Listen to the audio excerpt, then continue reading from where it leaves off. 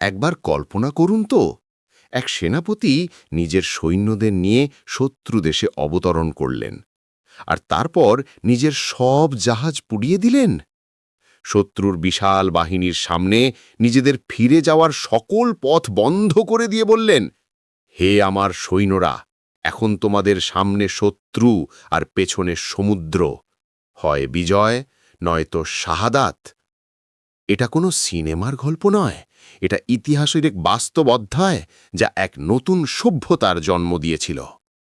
সময়টা অষ্টম শতাব্দীর শুরু, 711 খ্রিস্টাব্দ। উত্তর আফ্রিকায় তখন উমাইয়া খিলাফতের পতাকা উড়ছে।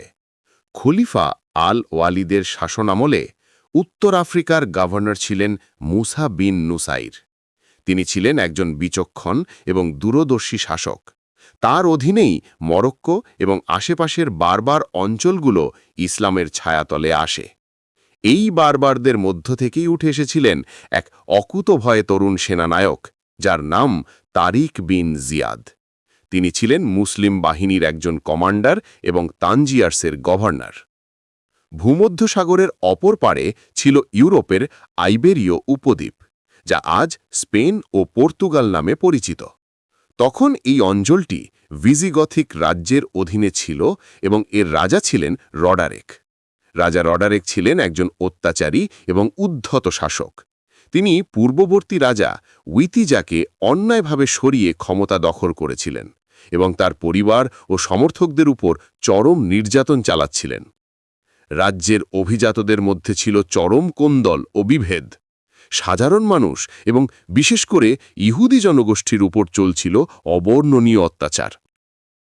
ভিজিগথিক স্পেন তখন বাইরে থেকে দেখতে শক্তিশালী মনে হলেও এর ভেতরটা ছিল ষড়যন্ত্র আর অত্যাচারে জর্জরিত। স্পেনের এই রাজনৈতিক অস্থিরতার সুযোগেই রচিত হয় ইতিহাসের এক নতুন অধ্যায়।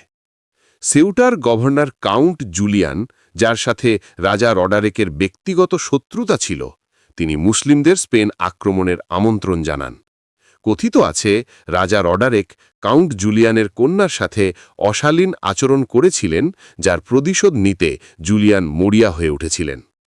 তিনি মুসা বিন নুসাইরের সাথে যোগাযোগ করেন এবং তাকে স্পেনের ভেতরের দুর্বলতার কথা জানিয়ে আক্রমণের আহ্বান জানান। মুসা বিন নুসাইর বিষয়টি খলিফা আল ওয়ালিদের কাছে পেশ করেন। খলিফা প্রথমে এত বড় একটি অভিযান অনুমোদন করতে দ্বিধায় ছিলেন, কারণ মাঝখানে ছিল এক উত্থাল সমুদ্র আর ওপারে ছিল এক অজানা ও শক্তিশালী রাজ্য। তিনি মুসাকে একটি ছোট বাহিনী পাঠিয়ে পরিস্থিতি যাচাই করার নির্দেশ দেন। নির্দেশ অনুযায়ী 7 জুলাই 710 খ্রিস্টাব্দে তারিফ ইবনে মালিক নামক একজন সেনাপতির নেতৃত্বে 500 সৈন্যের একটি ছোট্ট দল স্পেনের উপকূলে অবতরণ করে। তারা কোনো বড় ধরনের প্রতিরোধ ছাড়াই সেখানকার পরিস্থিতি পর্যবেক্ষণ করে এবং প্রচুর ধন সম্পদ নিয়ে নিরাপদে ফিরে আসে। এই সফল অভিযান প্রমাণ করে যে স্পেনের প্রতিরক্ষা ব্যবস্থা আসলেই দুর্বল এবং সেখানকার জনগণ রাজা রডারেকের উপর ক্ষুব্ধ। তারিফ ইবনে মালিকের সফল প্রত্যাবর্তনের পর মুসা বিন নুসাইর এক পূর্ণাঙ্গ অভিযানের প্রস্তুতি শুরু করেন। এই অভিযানের নেতৃত্ব দেওয়া হয় সেই অকুতভয় বারবার সেনাপতি তারিক বিন জিয়াদের উপর। 711 খ্রিস্টাব্দের 29 এপ্রিল তারিক প্রায় 7000 সৈন্যের একটি বাহিনী নিয়ে সমুদ্র পাড়ি দেন। তাদের বেশিরভাগই ছিলেন ইসলাম গ্রহণকারী বারবার যোদ্ধা, যারা ছিলেন অত্যন্ত সাহসী এবং কষ্ট সহিষ্ণু।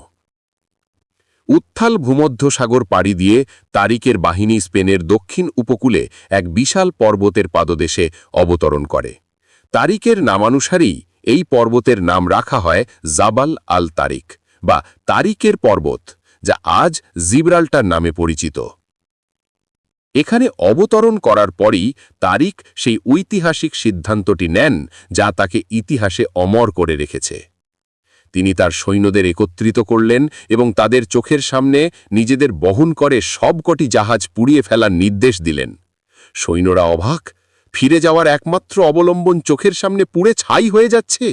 তাদের মধ্যে গুঞ্জন শুরু হলো, অনেকে ভয় পেয়ে গেল। এই বিশাল রাজ্যে তারা মাত্র 7000 সৈন্য, আর রাজা রডারিকের বাহিনী লক্ষাধিক। যদি তারা পরাজিত হন, তাহলে ফিরে যাওয়ার কোনো পথই খোলা থাকবে না। সৈন্যদের মনের অবস্থা বুঝতে পেরে তারিক বিন জিয়াদ তাদের সামনে এসে দাঁড়ালেন এবং ইতিহাসের অন্যতম একটি শ্রেষ্ঠ ভাষণ দিলেন। তার কণ্ঠ ছিল সিংহের গর্জনের মতো, যা প্রতিটি সৈন্যের হৃদয়ে গিয়ে আঘাত করেছিল। হে আমার ভাইয়েরা, এখন পালাবার কোনো পথ নেই। তোমাদের পেছনে উত্থাল সমুদ্র আর সামনে বিশাল শত্রু বাহিনী। আল্লাহর কসম, তোমাদের জন্য ধৈর্য আর সাহসিকতা ছাড়া আর কিছুই অবশিষ্ট নেই। তোমরা এই দ্বীপে এতিমের মতো, শত্রুরা তোমাদের ঘিরে রেখেছে। তাদের রয়েছে বিশাল সৈন্যবাহিনী, অস্ত্রশস্ত্র আর রসদের ভাণ্ডার, আর তোমাদের কাছে তরোয়াল ছাড়া আর কিছুই নেই। তোমরা যদি দ্রুত নিজেদের খাদ্যের ব্যবস্থা শত্রুর কাছ থেকে ছিনিয়ে নিতে না পারো, তাহলে তোমাদের পরাজয় নিশ্চিত। তিনি আরও বললেন, একদিকে সীমাহীন ভোগবিলাস আর অন্যদিকে আল্লাহর পথে শাহাদতের অমর মর্যাদা। ভেবে দেখো কোনটা বেছে নেবে। আমি তোমাদের এমন কোনো বিপদের দিকে ঠেলে দিচ্ছি না যেখান থেকে আমি নিজে দূরে থাকব। মনে রেখো, আমিই প্রথম এই শত্রুর মোকাবিলা করব। যদি আমি মৃত্যুবরণ করি, তোমরা আমার জন্য আফসোস করবে না, বরং আমার দেখানো পথে এগিয়ে যাবে। আর যদি তোমরা আমার নির্দেশ অনুসরণ করো, তাহলে বিজয় তোমাদের সুনিশ্চিত। আমি তোমাদের শুধু এতটুকু বলছি, হয় বিজয় অর্জন করে গাজী হবে, নয়তো মৃত্যুবরণ করে শহীদের মর্যাদা লাভ করবে। এই ভাষণের পর সৈন্যদের মনোবল আকাশে পৌঁছে গেল। ভয়ে মুহূর্তেই সাহসিকতায় রূপান্তরিত হল। তারা বুঝতে পারল তাদের সামনে এখন দুটোই পথ খোলা, বিজয় অথবা শাহাদত। প্রত্যেকেই শাহাদতের জন্য প্রস্তুত হয়ে গেল। একটি ছোট বাহিনী মুহূর্তেই পরিণত হল এক অপরাজেয় শক্তিতে। তারিকের আগমনের খবর শুনে রাজা রডারেক অহংকারে ফেটে পড়লেন। তিনি এই মরুভূমির দস্যুদের একটা উচিত শিক্ষা দেওয়ার জন্য প্রায় 1,00,000 সৈন্যের একটি বিশাল বাহিনী প্রস্তুত করলেন। তার বাহিনীতে ছিল সুসজ্জিত অশ্বারোহী, ভারী অস্ত্রে সজ্জিত পদাতিক এবং যুদ্ধের জন্য প্রশিক্ষিত হাতি। বাহিনীর জাঁকজমক ছিল চোখে পড়ার মতো। রাজা রডারিক নিজে সোনার সিংহাসনে বসে যুদ্ধক্ষেত্রে এসেছিলেন। তার ভাবখানা এমন ছিল যে এই মুষ্টিমেয় মুসলিমদের দমন করা কয়েক ঘন্টার ব্যাপার। অন্যদিকে তারিক বিন জিয়াদ তার 7,000 সৈন্য নিয়ে গুয়াডালেতে নদীর তীরে শিবির স্থাপন করেন। এর মধ্যে মুসা বিন নুসাইরের পাঠানো আরও 5,000 সৈন্য তার সাথে যোগ দেওয়ায় তার মোট সৈন্য সংখ্যা দাঁড়ায় 12,000। কিন্তু প্রতিপক্ষের তুলনায় তা ছিল খুবই নগণ্য। 19 জুলাই 711 খ্রিস্টাব্দে গুয়াডালেতের প্রান্তরে দুই বাহিনী মুখোমুখি হয়। যুদ্ধ শুরু হবার আগে তারিক তার সৈন্যদের আবার আল্লাহর উপর ভরসা রাখার কথা স্মরণ করিয়ে দেন। যুদ্ধ প্রায় 8 দিন ধরে চলেছিল।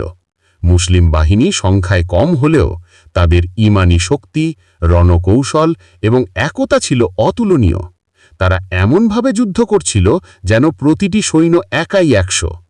যুদ্ধের এক পর্যায়ে রাজা রডারেকের বাহিনীর মধ্যে থাকা অভ্যন্তরীণ কোন্দল প্রকাশ পড়ে যায়। বিশেষ করে ক্ষমতাচ্যুত রাজা উইতিজার সমর্থকরা মুসলিমদের বিরুদ্ধে যুদ্ধের বদলে রডারেকের পতন চাইছিল। এই বিশ্বাসঘাতকতা রডারেকের বাহিনীর মনোবলে প্রচণ্ড আঘাত হানে। যুদ্ধের চূড়ান্ত দিনে তারিক বিন জিয়াদ নিজে সামান্য কিছু সৈন্য নিয়ে সাহসিকতার সাথে শত্রু বাহিনীর একেবারে কেন্দ্রবিন্দুতে থাকা রাজা রডারেকের ওপর আক্রমণ চালান। এই অতর্কিত এবং দুঃসাহসিক আক্রমণে রডারেকের বাহিনীর শৃঙ্খলা ভেঙে পড়ে।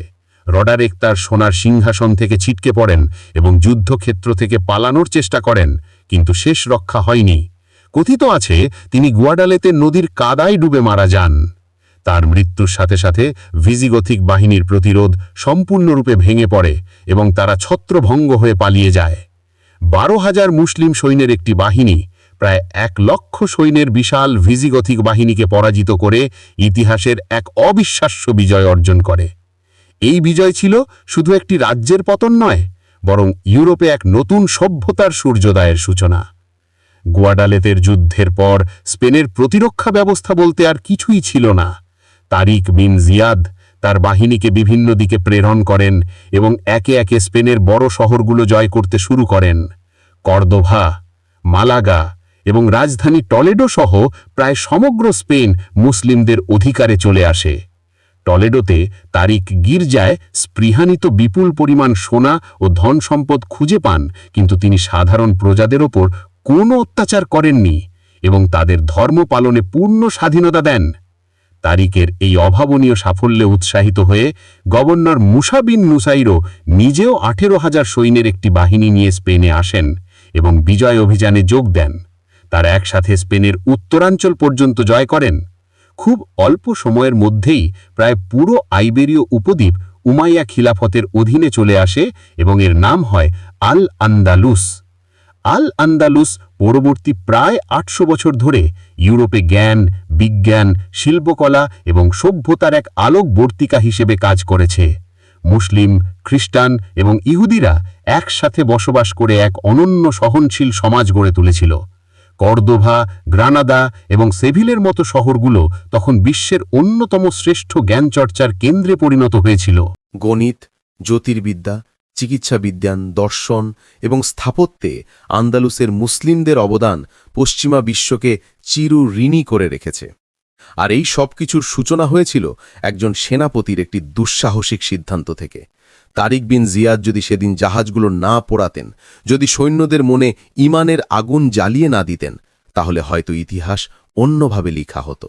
তার সেই একটি সিদ্ধান্ত শুধু একটি যুদ্ধ জয় করেনি, বরং ইউরোপের বুকে এক নতুন সভ্যতার দ্বার উন্মোচন করেছিল, যার প্রভাব আজও বিদ্যমান। তারিকের সেই ভাষণ আর জাহাজ পোড়ানোর ঘটনা শুধু একটি ঐতিহাসিক গল্প নয়, এটি চরম প্রতিকূলতার মুখে সাহস, বিশ্বাস আর আত্মত্যাগের এক চিরন্তন অনুপ্রেরণা।